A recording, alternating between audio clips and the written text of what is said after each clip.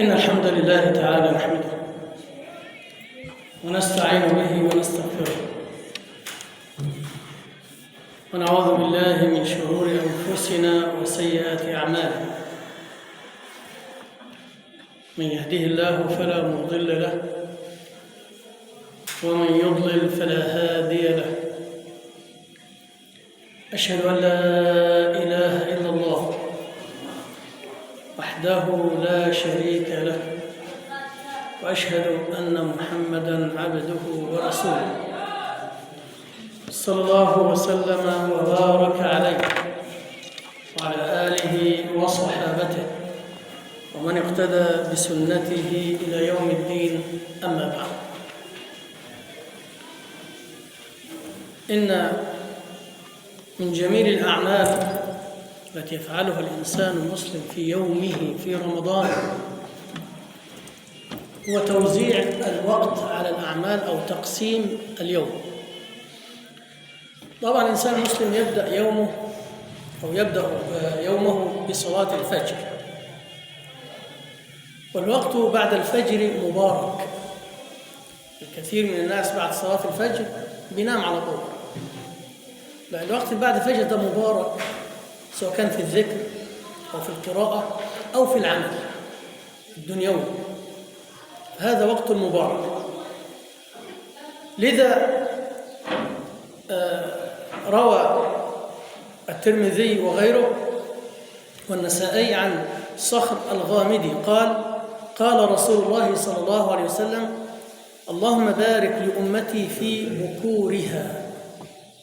البكور هو الوقت المبكر البدري، يعني بعد صلاة الفجر. فأنت يعني حتى تنال الأجر العظيم، خاصة في رمضان كما قلنا، الإنسان يستغل هذه الفرصة ويغتنمها حتى لا تضيع سدى. بعد صلاة الفجر وحبذا في جماعة، والحديث يدل على ذلك. ونحن طبعا ذكرنا قبل ذلك في دروس الفقه خلاف العلماء فيما بينهم في حكم صلاة الجماعة، هي واجبة أو سنة. وما ظهر لي أنها سنة مؤكدة، يعني حرص النبي صلى الله عليه وسلم عليه وحذر تحذيرا شديدا من تركها. ولكن كما قال الإمام أحمد: لا يحافظ على ترك الجماعة إلا رجل سوء. أما إن حدثت يعني ظروف وأحوال فتركت صلاة الجماعة فلا إثم عليك. فالاقتراح أن تبقى بعد صلاة الفجر في المسجد على جلستك، تذكر الله عز وجل وتسبحه حتى تطلع الشمس، ثم ترتفع بمقدار ميل، بمقدار رمح. الرمح هو الذي يقاتل به، يلقى به في الحرب يعني. وقدر في الوقت أو في التوقيت العصري بثلث ساعة أو ربع ساعة على الأقل، ثم تصلي ركعتين. فما لك من الأجر إن فعلت ذلك؟ اسمع حبيبك النبي صلى الله عليه وسلم ماذا يقول لتعلم الأجر العظيم. عن أنس بن مالك رضي الله عنه قال رسول الله صلى الله عليه وسلم: من صلى الغداة في جماعة ثم قعد يذكر الله حتى تطلع الشمس ثم صلى ركعتين كانت له كأجر حجة وعمرة تامة تامة تامة. شفت الأجر العظيم ده بعمل يسير، وفضل الله واسع، يعطيك أجرا عظيما على عمل يسير، ولكن لا يوفق له إلا السعيد، إلا من وفقه الله عز وجل.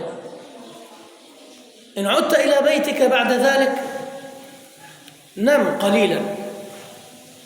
الركعتين دول اللي هم بعد صلاة الفجر وبعد طلوع الشمس، قيل أنهم هم أول صلاة الضحى. إن صلاة الضحى من ركعتين إلى 8، وقيل إلى 12 ركعة، الخلاف بين أهل العلم. ووقتها يبدأ من الوقت ده بعد شروق الشمس بربع ساعة أو ثلث الساعة. فالركعتين دول قيل لهم أول صلاة الضحى، روح ونام لك شوية ثم استيقظ على الساعة 9 مثلا أو 9:30 أو أكثر أو أقل، وتوضأ وصلي الضحى، ركعتين الضحى أو ما تبقى من صلاة الضحى. طيب إيه أجر صلاة الضحى ده؟ أجرها عظيم جدا. برضو اسمع حبيبك النبي صلى الله عليه وسلم ماذا يقول. عن أبي ذر رضي الله عنه عن النبي صلى الله عليه وسلم قال: يصبح على كل سلامة من أحدكم صدقة. كل سلامة اللي هو كل عظم أو مفصل من مفاصل الجسد، وقيل أنهم 360 مفصل في جسمك، 360 مفصل، على كل واحدة ينبغي أنك تتصدق بصدقة. هجيب منين؟ وقع منافذة. شوف النبي صلى الله عليه وسلم بيسر لك الأمر، وربنا بيسر لك الأمر إزاي في الأعمال الصالحة. والله إن أبواب الخير كثيرة كما صح عن النبي صلى الله عليه وسلم في حديث، أبواب الخير كثيرة جدا جدا، بس من كانت عنده همة فليفعل.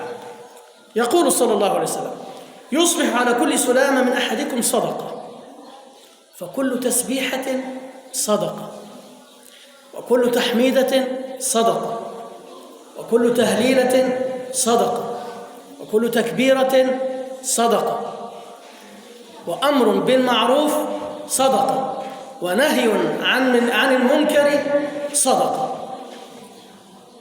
شوف التيسير إزاي. تقول سبحان الله كتب لك صدقة، الحمد لله صدقة، تقول لا إله إلا الله صدقة، تقول الله أكبر صدقة، تلتقي بأخ مسلم لك رأيته يفعل خطأ، يا أخي هذا لا يجوز، لا ينبغي، برفق ولين، أو لم يفعل خطأ مره بأمر فيه معروف، صدقة. طب أنت ما عملتش ده كله، إيه اللي يغني عن ذلك؟ هو ده الشاهد بالحديث. يقول صلى الله عليه وسلم: ويجزئ، خلي بالك، ويجزئ من ذلك ركعتان يركعهما من الضحى. كل اللي فات ده كله يغني عنهم ركعتين الضحى تصليهم.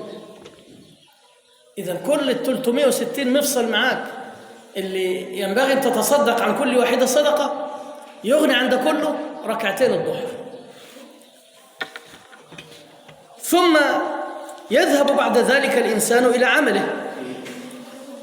طبعا إذا كان الإنسان بيعمل، يعني هينام للساعة 9 مثلا، الساعة 10، وده كان وقت العمل، بخلاف الآن.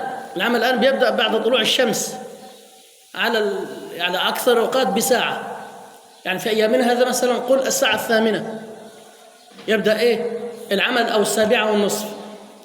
نم حتى هذا الوقت ثم اخرج إلى عملك. في أثناء عملك أو في أثناء سيرك إلى العمل تجنب اللغو من الكلام اللي ما لهوش قيمة. تجنب الصخب والرفث، الكلام البذيء والسيء، ابتعد عنه.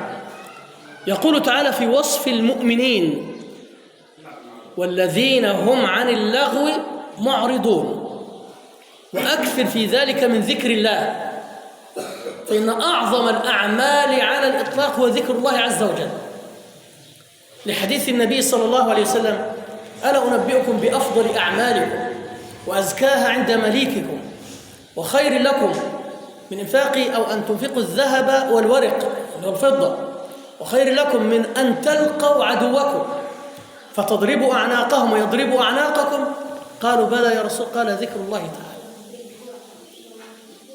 إذن أكثر من ذكر الله عز وجل، وكلما أكثرت من ذكر الله كلما كان الشيطان عنك أبعد، وكلما غفلت عن ذكر الله كان الشيطان منك أقرب. ومن يعش عن ذكر الرحمن نقيض له شيطانا فهو له قرين، فانتبه لذلك.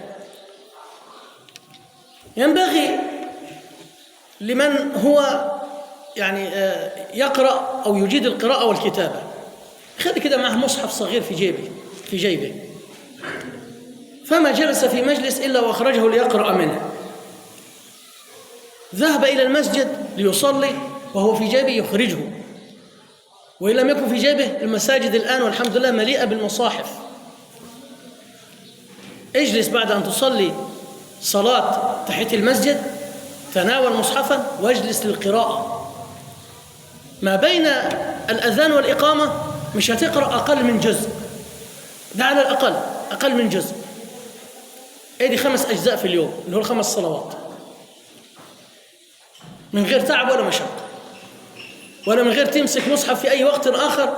ده الإنسان يقول لك والله مش فاضي يا أبو أنا مشغول، خلينا في الصلوات بس، في وقت الصلوات بس. دي 5 أجزاء ممكن تقرأها في اليوم في خلال انتظارك للصلاة.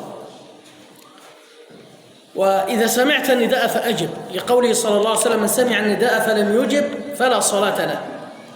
في وقت اسمه القيلولة بعد الظهر تقريبا، كان السلف يعني ينامون هذا الوقت ليستعينوا به على قيام الليل، ويستيقظ من هذا النوم قبيل العصر ليصلي العصر في جماعة.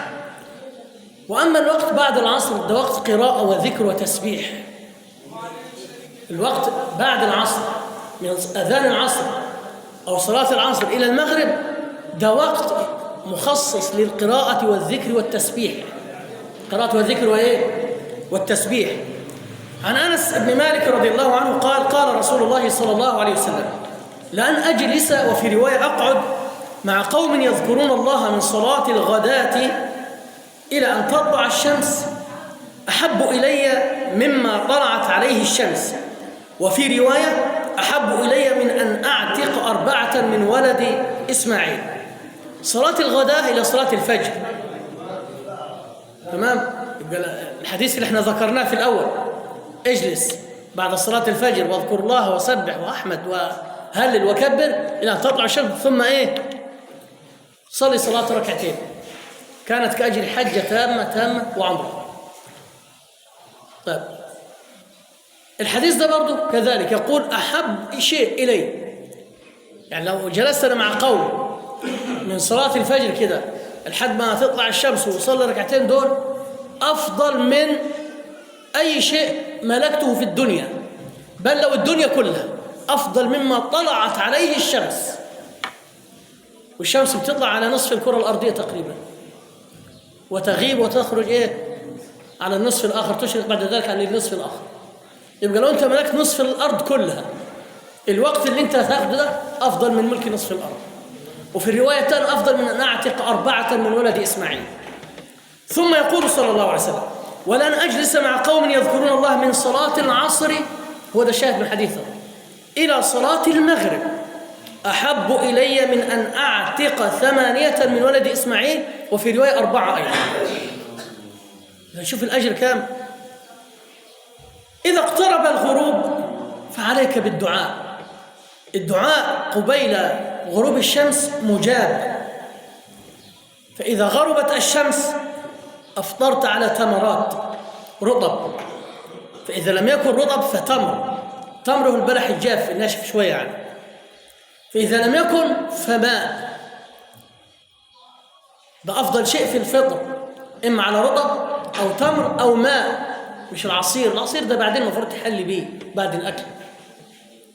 السنة تفطر على رطب أو تمر أو ماء. ولك في هذا الوقت دعوة لا ترد، وعجل بالفطر.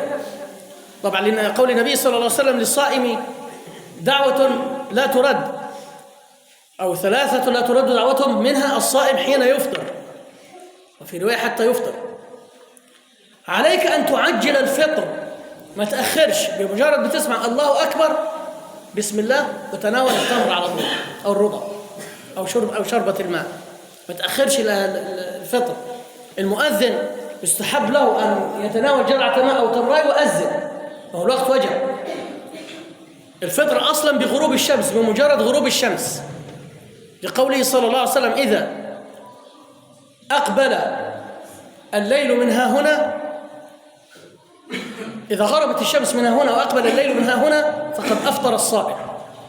فأفطر الصائم. لو أنت في مكان كده والجو مكشوف أمامك وتحققت الشمس غربت أمامك وسقط قرصها أفضل. لكن طبعا احنا نفطر اليوم على الأذان، والأذان يعني مؤقت على هذا الوقت، يعني بيكون بعد غروب الشمس 3 4 دقائق 5 دقائق، هذا للاحتياط لأن هم مش شايفين الوقت أو المجال أمامهم.